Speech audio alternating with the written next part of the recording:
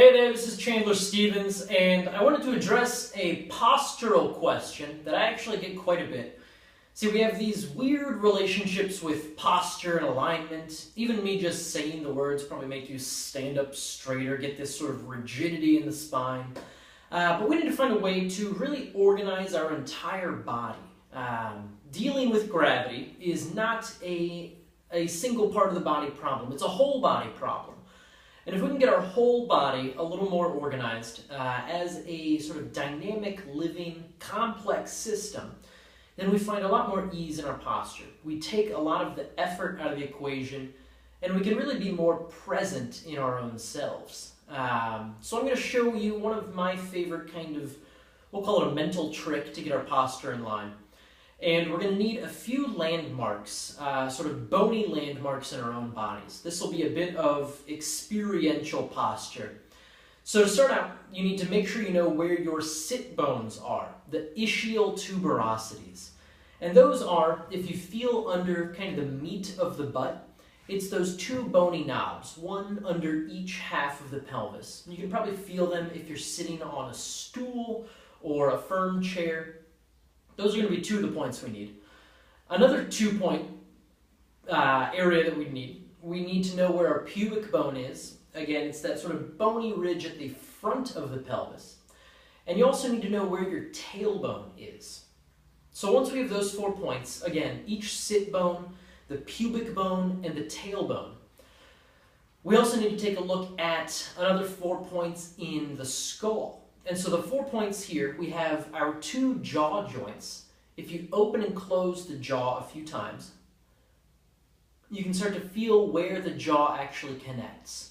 So those are 2 points.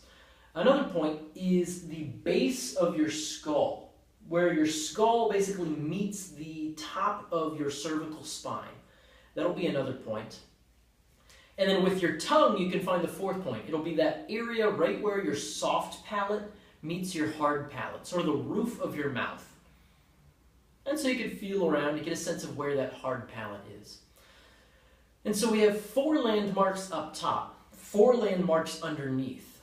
And what we're going to do, we don't need to do any voluntary movement here. It's more a thought process than anything. Because again, all of your movement, all of your posture is governed by the nervous system. So if we can think it, we can make it happen. So I want you to imagine those 4 points in the pelvis. Again, you have the sit bone on either side, your pubic symphysis, your pubic bone in front, and your tailbone behind. And you might imagine it makes a diamond in the pelvis. So we have 4 corners of a diamond. And really take a minute to let that image kind of sink in, that each sit bone is a corner of a diamond, your pubic bone is a corner of a diamond, and your tailbone is a corner of that diamond. And then in your mind's eye, again, without voluntarily forcing yourself into any alignment, pretend that you could sort of tip that diamond to be parallel to the ground. Again, we're building our foundation here. You are only as strong as your foundation in terms of posture and alignment. So we're shoring up the foundation.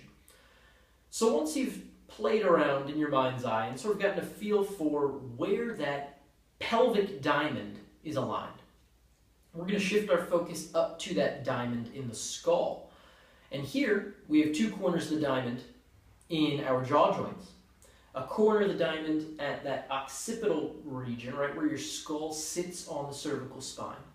And then a point to the diamond at that region where your soft palate and hard palate meet.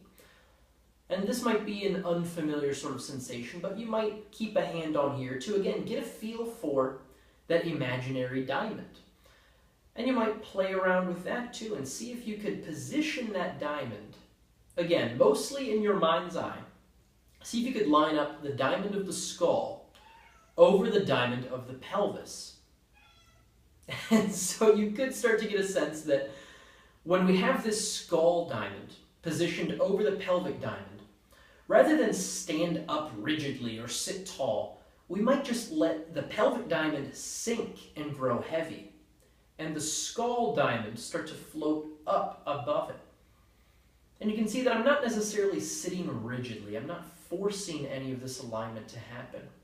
But when I tap into this image of the skull supported by the pelvis, we find this beautiful, really integrated posture, a more buoyant alignment without the forced rigidity in play here.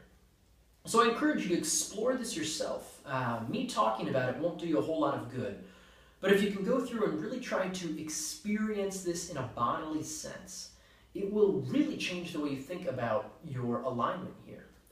Both in standing and in sitting, we have these diamonds, both in the pelvis and in the skull. If you let the pelvis grow heavy and the skull float upwards above that, growing up from that support in the pelvis, then whole body posture gets a lot easier. So go ahead and give that thought exercise a try, and I'm curious to hear what you think.